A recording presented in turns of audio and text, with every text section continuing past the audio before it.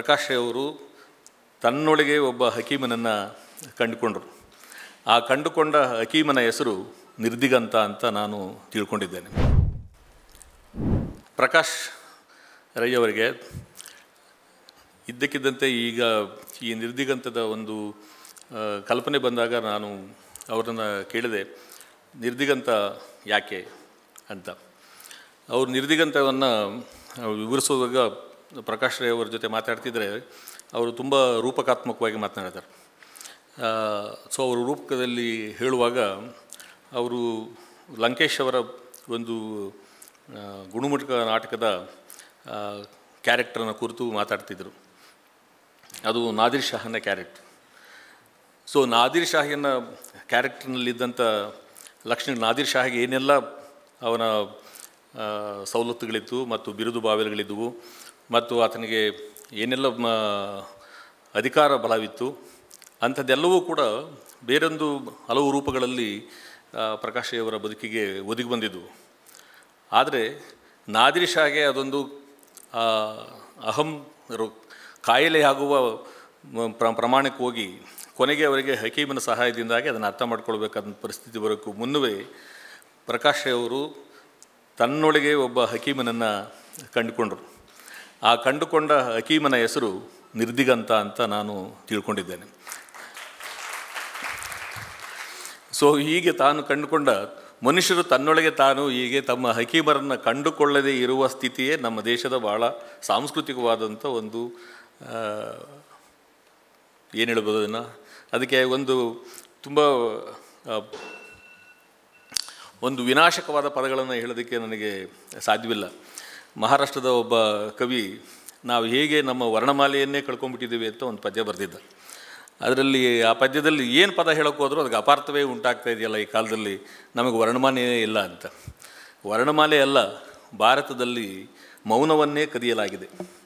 ಮೌನವನ್ನು ಕೂಡ ಕಳೆದುಕೊಂಡಿರುವಂಥ ಕಾಲದಲ್ಲಿ ನಾವಿದ್ದೇವೆ. ಈ ಮೌನವನ್ನು ಕಳೆದುಕೊಂಡ ಕಾಲವನ್ನು ಏನಂತ ಹೇಳ್ಬೋದು ಮತ್ತು ಅದಕ್ಕೆ ಏನು ಗುರುತು ಮತ್ತು ಆ ಗುರುತನ್ನು ಕಾಣಿಸುವುದು ಹೇಗೆ, ಅದಕ್ಕೆ ಪ್ರಕಾಶ್ ಅವರು ಕಂಡುಕೊಂಡಂಥ ಒಂದು ಹೆಸರು, ಮಾಡಿಕೊಂಡಂಥ ಒಂದು ಪ್ರಣಾಳಿಕೆ, ಇಟ್ಟ ಹೆಜ್ಜೆ ನಿರ್ದಿಗಂತ. ಸೊ ನಿರ್ದಿಗಂತ ನಮಗೆಲ್ಲ ತುಂಬ ಹೃದಯಕ್ಕೆ ಹತ್ತಿರ. ಯಾಕೆ ಕನ್ನಡದ ಮಕ್ಕಳ ಮನಸ್ಸಿಗೆ ಮತ್ತು ಮನೋಲೋಕಕ್ಕೆ ತುಂಬ ಹತ್ತಿರ ಯಾಕೆ ಅಂತಂದರೆ ಅದು ಕುವೆಂಪು ಅವರ ಕಾರಣಕ್ಕೆ.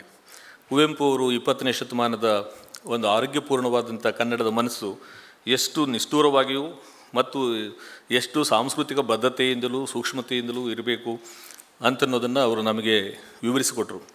ಆ ಅನಿಕೇತನ ಪದ್ಯದೊಳಗೆ ಇರುವ ಅತ್ಯಂತ ಕ್ರಿಯಾಧಾತು ಯಾವುದು ಅಂತಂದರೆ ಆಗು ಎನ್ನುವಂಥ ಒಂದು ಪದ. ಆಗು ಅನ್ನೋ ಪದದ ಇದರೊಳಗೆ ನೋಡಿದರೆ ನಾವು ಈಗ ನಿರ್ದಿಗಂತ ಪ್ರಸ್ತುತಪಡಿಸಿದ ಭಾರತದ ನಮ್ಮ ಪ್ರಣಾಳಿಕೆ ಇದೆಯಲ್ಲ, ಅದು ಅನೇಕ ಸಾರಿ ಅದನ್ನು ಹಾಡಾಗಿ ಹೇಳೋಕ್ಕೆ ಹೋದಾಗ ಅದು 1900 ಅವರು ನಮ್ಮ 49ರಲ್ಲಿ ನವಂಬರ್ 26ನೇ ತಾರೀಕು ನಾವೇನು ಪ್ರತಿಜ್ಞೆ ಮಾಡಿದ್ವಿ ಆ ಪ್ರತಿಜ್ಞೆಯಾಗಿ ಕಾಣಿಸದೆ ಪ್ರತಿಯೊಬ್ಬರು ಹಾಡುವ ಪ್ರತಿಯೊಂದು ಸಂದರ್ಭದಲ್ಲೂ ಕೂಡ ಭಾರತದ ಹಾಡುವ ಎಲ್ಲರೂ ಕೂಡ ಈ ಗಳಿಗೆಯಲ್ಲಿ ನಾವು ಈ ಸಂವಿಧಾನವನ್ನು ನಾವು ಸ್ವೀಕರಿಸ್ತಾ ಇದ್ದೇವೆ, ಅದಕ್ಕೆ ನಮ್ಮ ಬದ್ಧತೆಯನ್ನು ನಾವು ವ್ಯಕ್ತಪಡಿಸ್ತಿದ್ದೇವೆ ಎನ್ನುವಂಥ ಒಂದು ಕ್ರಿಯಾರೂಪವಾಗಿದೆ, ಅಂದರೆ ಕ್ರಿಯಾ ಮುಂದುವರಿಕೆಯಾಗಿದೆ. ಅದಕ್ಕೆ ಅದು ನಾವೀಗ ಮಾಡ್ತಾಯಿದ್ದೀವಿ, ನಾವೀಗ ಮಾಡ್ತೀವಿ ಅಂತ ಪ್ರತಿಯೊಬ್ಬರು ಕೂಡ ತಮ್ಮ ಕಮಿಟ್ಮೆಂಟನ್ನು ಮತ್ತು ಅದಕ್ಕೆ ತಮ್ಮ ಒಪ್ಪಿಗೆಯನ್ನು ಸಮ್ಮತಿಯನ್ನು ಸೂಚಿಸುವ ಹಾಗೆ ಮುಂದುವರಿಯುತ್ತಲ್ಲ, ಅಂಥ ಒಂದು ಸ್ವರೂಪವನ್ನು ನಿರ್ದಿಗಂತ ತನ್ನ ಒಳಗೆ ಸೃಷ್ಟಿಸಿಕೊಂಡಿದೆ. ಸೊ ನಿರ್ದಿಗಂತದ ಮುಖ್ಯವಾದ ಲಕ್ಷಣ ಏನು ಅಂತ ನಾನು ಯೋಚಿಸಿದೆ. ನಾನು ಹೇಳ್ತಿರೋ ಮಾತುಗಳೆಲ್ಲವನ್ನು ಕೂಡ ಕಳೆದ 2 ವರ್ಷಗಳಲ್ಲಿ ಕೃಪಾಕರ ಸೇನಾನಿಯವರು ಮತ್ತು ಭಾನು ಪ್ರಕಾಶ್ ನಾವೆಲ್ಲ ಕುಳಿತು ಮಾತಾಡುವಾಗ ಬಂದ ಫಲಿತದ ಪರಿಣಾಮದಿಂದಾಗಿ ನಾನು ಈ ಮಾತುಗಳನ್ನು ಆಡ್ತಾ ಇದ್ದೀನಿ. ಅಲ್ಲಿ ಕಾಣಿಸಿದ ತಿಳುವಳಿಕೆಯನ್ನು ನಾನು ನಿಮ್ಮ ಜೊತೆ ಹಂಚ್ಕೊಳ್ತಾ ಇದ್ದೀನಿ.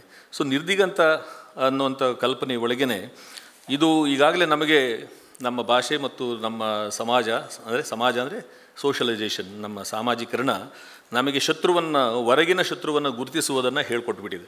ಸೊ ನಾವು ಹೊರಶತ್ರುಗಳನ್ನು ಗುರುತಿಸೋದ್ರಲ್ಲಿ ಭಾಳ ಪ್ರವೀಣರು ಮತ್ತು ನಮ್ಮ ಮೀಡಿಯಾಗಳಿಗೆ ಮತ್ತು ನಮ್ಮ ಸಾಮಾಜಿಕ ಸಂಘಟನೆಗಳಿಗೆ ಎಲ್ರಿಗೂ ಕೂಡ ಶತ್ರುವಿಲ್ಲದ ಒಂದು ಕಾಲವನ್ನು ನಾವು ಕಲ್ಪಿಸ್ಕೊಳ್ಳೋದಕ್ಕೆ ಸಾಧ್ಯ ಅಲ್ಲ, ಶತ್ರುಗಳು ಬೇಕೇ ಬೇಕು. ಆದರೆ ಕುವೆಂಪು ಅವರು ಆಲೋಚನೆ ಮಾಡ್ತಾ ಇದ್ದ ಸಂದರ್ಭದೊಳಗೆ ಅವರ ಇಡೀ ಬದುಕಿನಲ್ಲಿ ಒಂದು ರೂಪಕವಾಗಿ ಹೇಳೋದಾದರೆ ಅವರು ಶತ್ರುವನ್ನು ಒಳಗೆ ಹುಡುಕಾಟ ಮಾಡ್ತಿದ್ರು.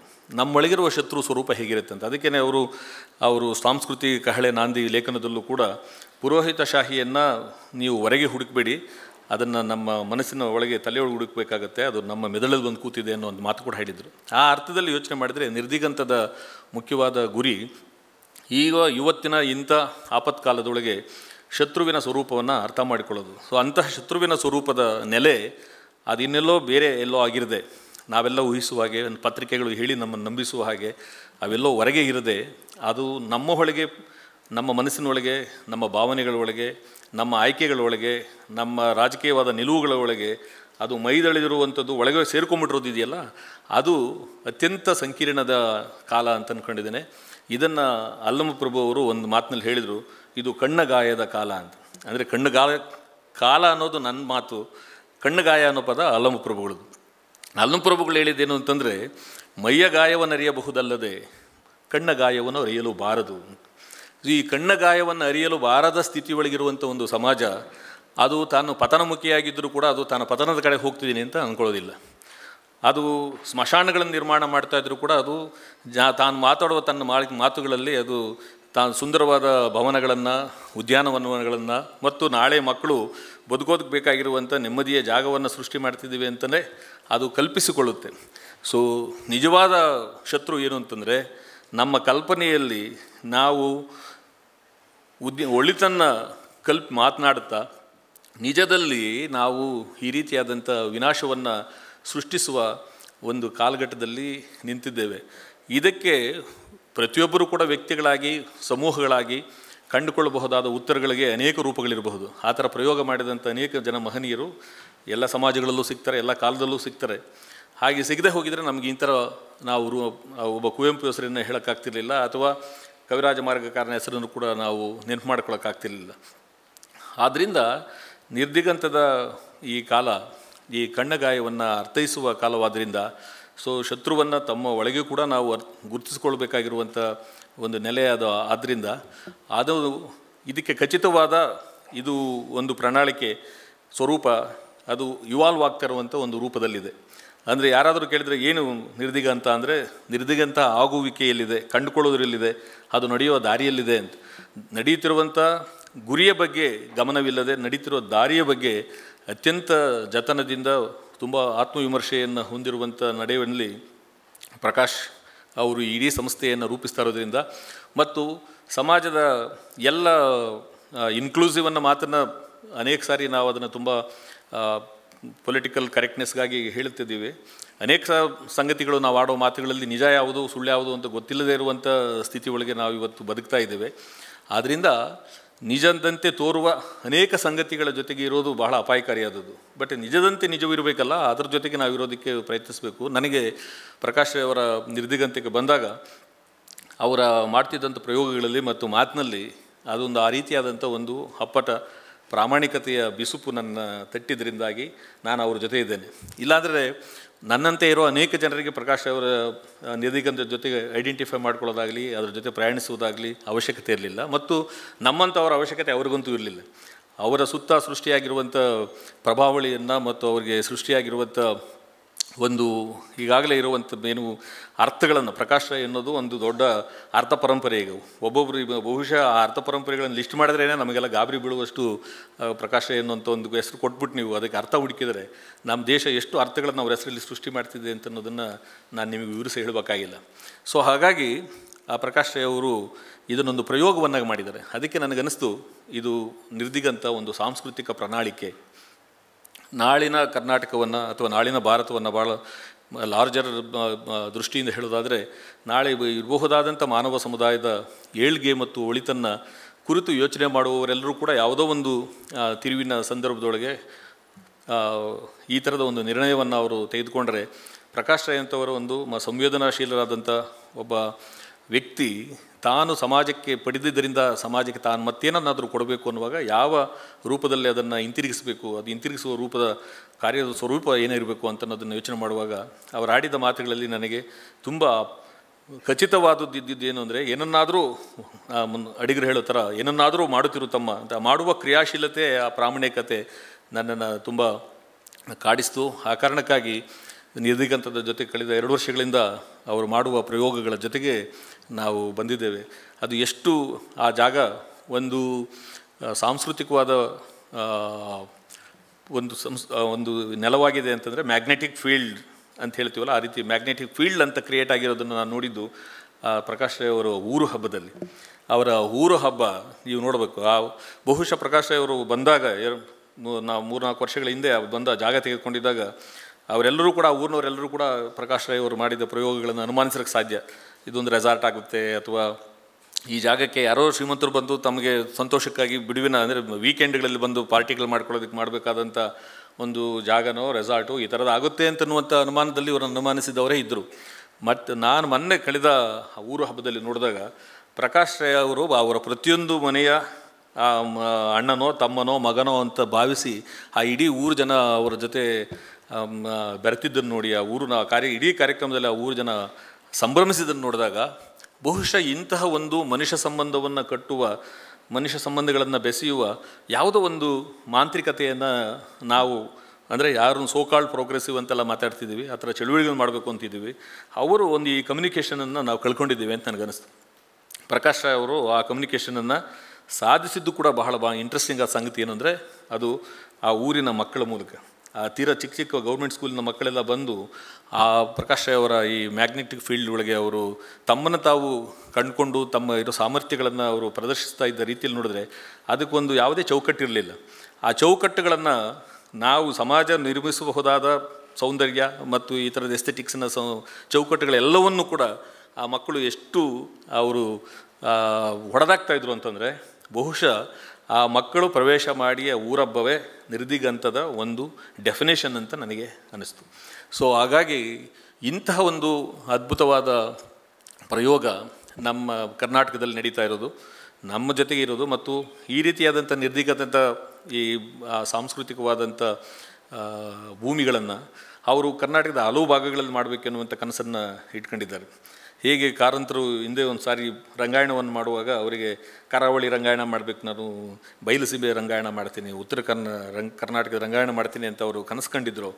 ಈಗ ಸುಮಾರು 40 ವರ್ಷಗಳ ನಂತರ ಪ್ರಕಾಶ್ ರೈ ಅವರು ಕೂಡ ಆ ಥರದ್ದೊಂದು ಕನಸಿದೆ. ಅವರಿಗೆ ಕರಾವಳಿಯಲ್ಲಿ ಒಂದು ನಿರ್ದಿಗಂತ, ಮತ್ತು ಉತ್ತರ ಕರ್ನಾಟಕದಲ್ಲಿ ಒಂದು ನಿರ್ದಿಗಂತ, ಮತ್ತು ಬಯಲುಸೀಮೆಗೆ ಒಂದು ಈ ನಿರ್ದಿಗಂತ, ಈ ರೀತಿಯಾಗಿ ಹಲವು ನಿರ್ದಿಗಂತಗಳು ಕೂಡ ಸೃಷ್ಟಿಯಾಗುತ್ತೆ. ಬರೀ ಪ್ರಕಾಶ್ ಅವರು ಬರೀ ಕರ್ನಾಟಕವನ್ನು ಮಾತ್ರ ಕುರಿತು ಯೋಚನೆ ಮಾಡ್ತಾ ಇಲ್ಲ, ಈ ತೆಂಕಣ ದೇಶಗಳನ್ನು ಕೂಡ ಅವರು ಮನಸ್ಸಲ್ಲಿ ಇದೆ ಅಂತ ಕಾಣುತ್ತೆ. ಉತ್ತರಕ್ಕೆ ಅವ್ರು ಏನು ಹೋಗೋದು ಬೇಡ, ನಮಗೆ ದಕ್ಷಿಣದ್ದೇ ನಮಗೆ ಬೇಕಾದಷ್ಟು ಸಂಗತಿಗಳು ನಮ್ಮ ಮುಂದೆ ಕಣ್ಮುಂದೆ ಇವೆ. ಅದರಿಂದ ನಮ್ಮ ಈ ತೆಂಕಣ ದೇಶಗಳನ್ನು ಬಹುಶಃ ಮುಂದೊಂದು ಯಾವತ್ತೋ ಒಂದು ಕಾಲಕ್ಕೆ ಒಂದು ಸಾಂಸ್ಕೃತಿಕವಾಗಿ ಈ ತೆಂಕಣ ದೇಶ ಒಂದು ಸೃಷ್ಟಿ ಆಗ್ಬೋದು ಅಂತ ಅಂದ್ಕೊಂಡಿದ್ದೇನೆ. ಅಂಥದ್ದಕ್ಕೆ ಬೇಕಾಗಿರುವಂಥ ಒಂದು ಸಾಂಸ್ಕೃತಿಕವಾದ ನಡೆ ಪ್ರಣಾಳಿಕೆ ಎಲ್ಲವೂ ಕೂಡ ಈ ನಿರ್ದಿಗಂತದ ಒಳಗೆ ಸೃಷ್ಟಿಯಾಗ್ತಿದೆ.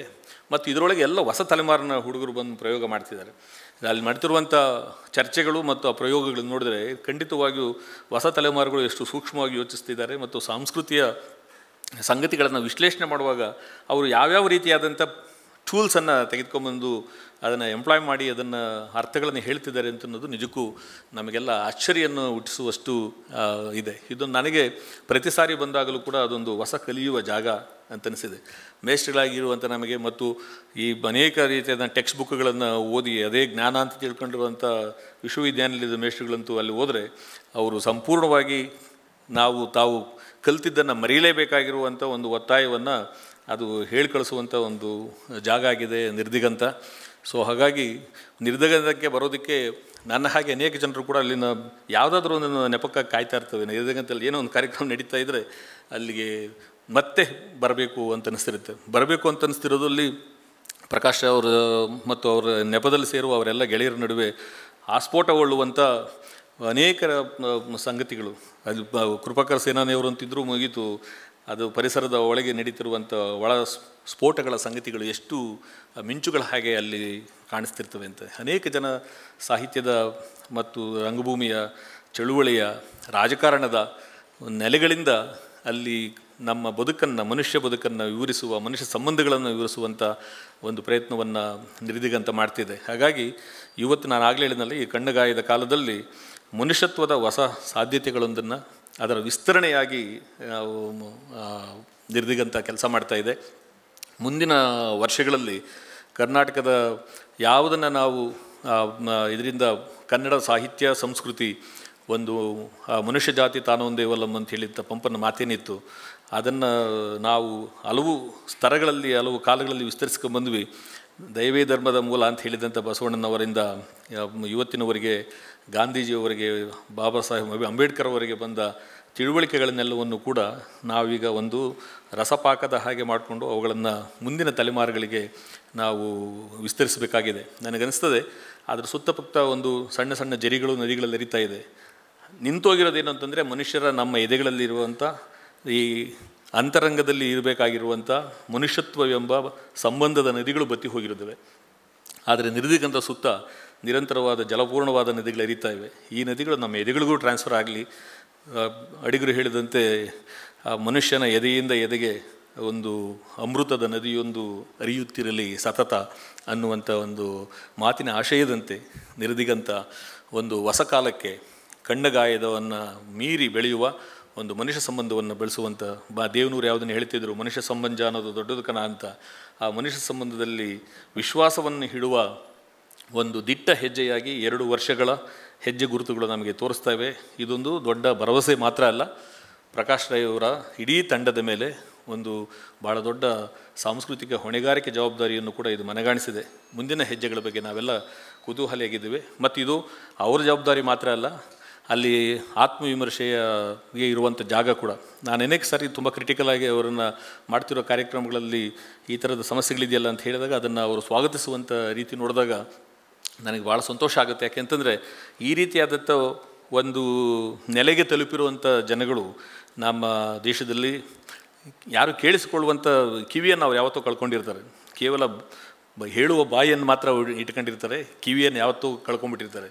ಆದರೆ ನಿರ್ದಿಗಂತಕ್ಕೆ ಕಾಣುವ ಕಣ್ಣಿದೆ, ಕೇಳುವ ಕಿವಿ ಇದೆ ಮತ್ತು ಮಿಡಿಯುವ ಹೃದಯವೂ ಇದೆ. ಇವು ಮತ್ತಷ್ಟು ಸದೃಢವಾಗಲಿ. ಮುಂದಿನ ದಿನಗಳಲ್ಲಿ ನಿರ್ದಿಗಂತ ಕರ್ನಾಟಕದ ಸಾಂಸ್ಕೃತಿಕ ವಲಯವನ್ನು ಅದು ಮತ್ತಷ್ಟು ಹಸನುಗೊಳಿಸಲಿ ಅನ್ನೋದು ನನ್ನ ಈ ಗಳಿಗೆಯ ಹಾರೈಕೆ. ಮತ್ತು ಇಂತಹ ಪ್ರಯಾಣದೊಳಗೆ ನೀವೆಲ್ಲ ಜೊತೆಯಾಗಿರೋಣ. ಇದಕ್ಕೆ ಅವಕಾಶ ಮಾಡಿಕೊಟ್ಟಂಥ ಪ್ರಕಾಶ್ ಅವರಿಗೆ ಮತ್ತು ಇಡೀ ನಮಗೆ ಹೊಸತನ್ನು ಬೆರಗಿನಿಂದ ತೋರಿಸ್ತಿರುವ ರಂಗಭೂಮಿಯ ನಿರ್ದಿಗಂತದ ಎಲ್ಲ ಕಲಾವಿದರುಗಳಿಗೆ ನಾನು 2ನೇ ವರ್ಷದ ಈ ಸಂಭ್ರಮದಲ್ಲಿ ನಿಜಕ್ಕೂ ಅವರ ಶ್ರಮ ಮತ್ತು ಬದ್ಧತೆಯನ್ನು ನಿಮ್ಮೆಲ್ಲರ ಪರವಾಗಿ ನಾನು ಅವರನ್ನು ಅಭಿನಂದಿಸಿ, ಈ ಸಾಮರ್ಥ್ಯ, ಶಕ್ತಿ ಮತ್ತು ಬದ್ಧತೆ ಮತ್ತಷ್ಟು ಬಲಗೊಂಡು ಮುಂದಿನ ವರ್ಷ 3ನೇ ವರ್ಷಕ್ಕೆ ಸಾಗಲಿ ಅಂತ ಹಾರೈಸಿ ನನ್ನ ಮಾತು ಮುಗಿಸ್ತೇನೆ. ನಮಸ್ಕಾರ.